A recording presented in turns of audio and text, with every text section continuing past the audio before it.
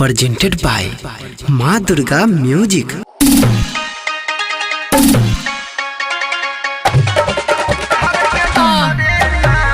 DJ Sumit Satish रैमा।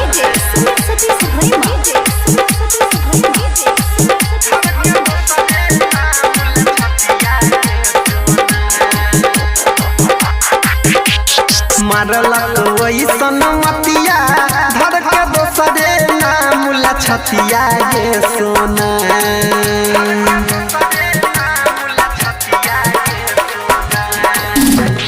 मारलक वैसन मतिया धर के दोसरे नाम लछतिया ये सोना। ये सोना दोसरे नाम लछतिया ये सोना। ये सोना कोनो जगनिया चलाई देलक हमारा पर टोना। गे सोना कोनो जोगिनिया चलाई रे देलक हमारा पर टोना। मारलक वही सनमतिया धर के दोसरे नाम लछतिया गे सोना। गे सोना दोसरे नाम लछतिया गे सोना। गे सोना कोनो जोगिनिया चलाई देलक हमारा पर टोना। ये सोना कोनो जोगिनिया चलाई देलक हमारा पर टोना। अभी आप सुन रहे हैं तेनवानी से माँ दुर्गा म्यूजिक की प्रस्तुति। डीजे सुमित सतीश रैमा।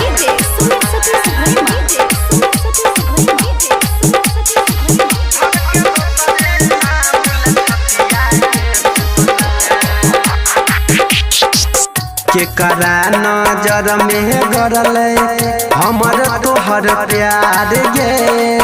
सातो जन्म के सपना भेल बेकार गे। केकरा नजर में गरल हमर तोहर प्यार गे। सातो जन्म के सपना भेल बेकार गे। जियबो चाहे मरबो तोरा रखने छियौ दिलवा के कोना। गे सोना रखने छियौ दिलवा के कोना। गे सोना कोनो जोगिनिया चलाई देलक हमारा पर टोना। गे सोना कोनो जोगिनिया चलाई देलक हमारा पर टोना।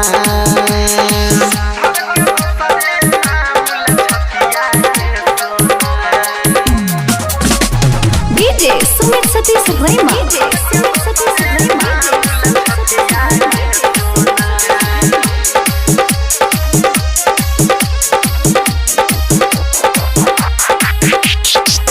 काहे ना सो होइल सनहिया काश परवाना के। कि हम बिगड़ली चाहे कोई जमाना के। काहे ना सो होइल सनहिया काश परवाना के। कि हम बिगड़ली चाहे कोई जमाना के। कहो रूपलाल परवीन अनिल मिलतौ अगिलो जन्म में तोरोना। गे सोना मिलतौ अगिलो जन्म में तोरोना। गे सोना कोनो जोगिनिया चलाई देलक हमारा पर टोना। गे सोना कोनो जोगिनिया चलाई देलक हमारा पर टोना। presented by माँ दुर्गा म्यूजिक।